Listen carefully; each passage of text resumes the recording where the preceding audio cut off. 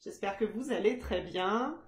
Vous pouvez vous installer confortablement dans votre salon, chercher quelques petits coussins, vous installer dans un fauteuil, un endroit bien confortable pour une lecture.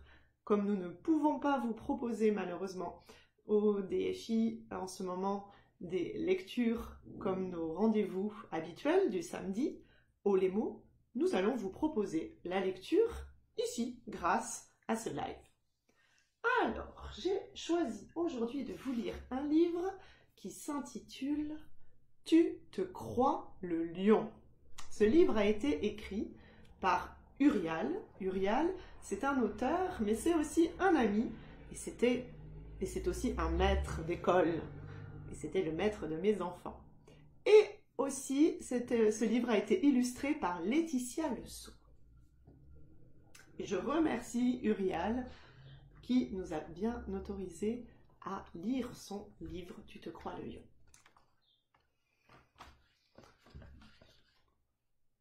Vous le voyez mon lion? C'est parti. Du plus haut, de la plus haute des collines, perché sur son trône, avec sa couronne vissée sur la tête, un lion commandait tout le monde, tout le temps.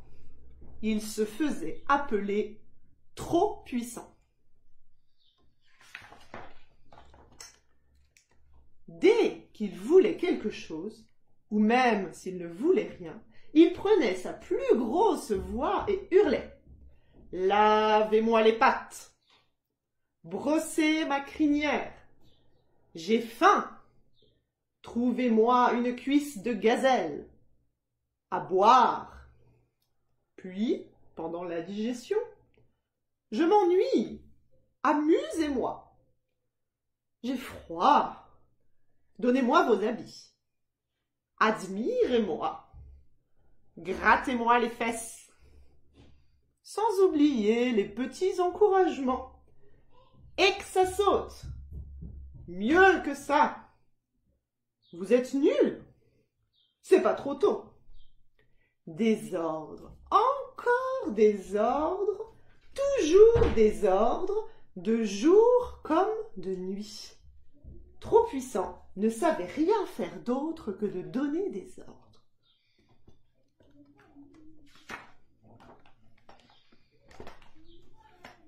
Un jour, la pigeonne, ou plutôt Bonarien, comme l'appelle trop puissant, en a assez.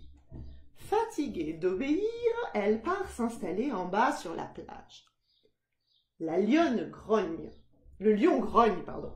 Elle reviendra, elle a trop besoin de moi.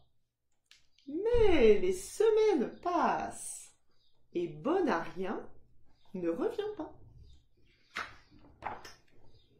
Un autre jour, le mouton, petit tas de crottes, comme l'appelle tout-puissant, en a assez. Fatigué d'obéir, il part à son tour. Le lion maugré, il reviendra, mes rugissements vont lui manquer. Les semaines passent et petit tas de crottes ne revient pas. Le mouton a rejoint la pigeonne sur la plage. Il lui dit « Bonjour, je m'installe ici. Apporte-moi une chaise longue. »« Tu te crois le lion ?» répond la pigeonne. Oh, « Je ne sais pas ce qui m'a pris. Toutes mes excuses, bêle le mouton. » Quelques jours plus tard, le chien, ou plutôt sac de bave, comme l'appelle trop puissant, en a assez. Fatigué d'obéir, il part aussi. Le lion lui crie « Tu reviendras, tu ne peux pas vivre sans moi. Qui va te lancer la baballe ?» Sans même le regarder, le chien poursuit son chemin. Le chien a rejoint la pigeonne et le mouton. Il leur annonce « Bonjour, je m'installe ici. J'espère que ma niche est prête. »« Tu te crois le lion ?» lui répond le mouton. Oui, pardon, bredouille le chien. Les semaines passent et Sac de Bave ne revient pas. Vient le jour où la mule, ou plutôt Bourrique, comme l'appelle Trop-Puissant, en a assez. Fatiguée d'obéir, elle part sans se retourner. Le lion grommelle. Ils vont revenir, ces incapables ne savent rien faire tout seuls. Mais au fond de lui, Trop-Puissant commence à s'inquiéter. Bonarien n'est plus là pour l'éventer pendant sa royale sieste. Petit tas de crotte n'est plus là pour tricoter son royal costume. Sac de Bave n'est plus là pour préparer son royal repas. Bourrique n'est plus là pour promener son royal derrière. Tant pis, je les remplacerai, se dit-il. La mule a rejoint la pigeonne, le mouton et le chien. Bonjour, je m'installe ici. Apportez-moi de quoi brouter. Tu te crois le lion? Lui rétorque le chien. Oh, zut, c'est vrai. J'ai voulu faire ma chef. Navré, regrette la mule. Les semaines passent et naturellement, Bourrique ne revient pas.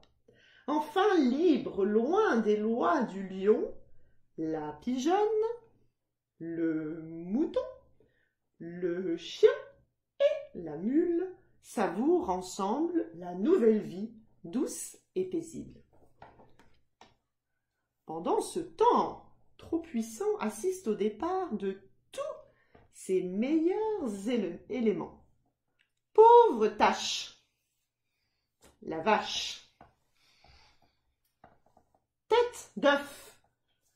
La poule. Pu du bec. L'autruche. Cucu la praline. Le singe. Sale siffleur. Le serpent. Grande asperge. La girafe. Pleurnichard le crocodile. Et si pareillure, le zèbre. Ah là là, demain vous reviendrez tous.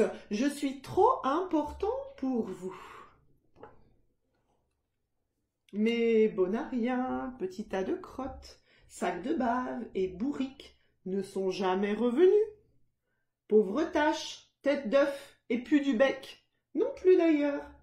Pas plus que nez qui pendouille, cucu la praline et sale siffleur.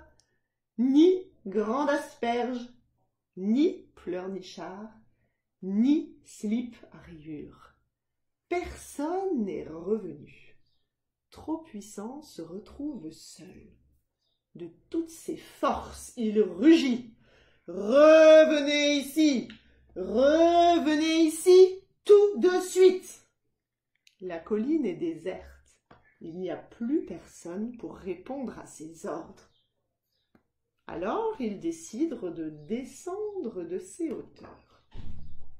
Sur la plage, il retrouve bien vite ses sujets en train de se prélasser. Il sourit et pense tout haut.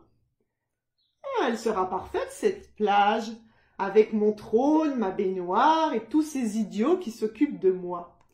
Il s'approche d'eux et leur dit « Ah, vous êtes là! Vous ne m'entendiez pas? Allez me chercher mon trône, préparez mon pique-nique, installez un parasol et tartinez mon corps de crème à bronzer. Maniez-vous !» Les animaux, surpris, se regardent un instant, puis s'exclament d'une seule voix. « Tu te crois le lion ? » Après une courte hésitation, Trop-Puissant lève les yeux au ciel et s'écrie « Mais enfin, bien sûr, regardez-moi, la crinière, les rugissements, vous voyez bien que je suis le lion !» Le mouton lui répond « Non, tu n'es pas le lion. Le lion, il est en haut de la colline. » Tu peux y retourner, si tu veux. Et voilà. C'était « Tu te crois le lion ». J'espère que ça vous a plu. Peut-être avez-vous reconnu quelques trop puissants parmi votre entourage, un grand frère, une grande sœur ou une petite sœur qui aime bien donner des ordres. Pour continuer la lecture ensemble, je vais maintenant vous donner rendez-vous sur la page YouTube du DFI où il y a une rubrique qui s'appelle « Oh les mots » où vous allez pouvoir retrouver 3 autres histoires. Une histoire d'une autre amie et auteure, illustratrice qui s'appelle Cathy Rastel et qui a fait pour vous la lecture de son livre qui s'appelle Iris, et 2 histoires que j'ai faites pour vous avec des images de Culture Tech. L'une qui s'appelle La colère d'Albert et l'autre qui s'appelle Les lunettes du bonheur. Voilà, je vous souhaite plein de plaisir avec toutes ces lectures et je vous donne rendez-vous très bientôt pour un nouvel épisode de Oh les mots en ligne. Bon week-end!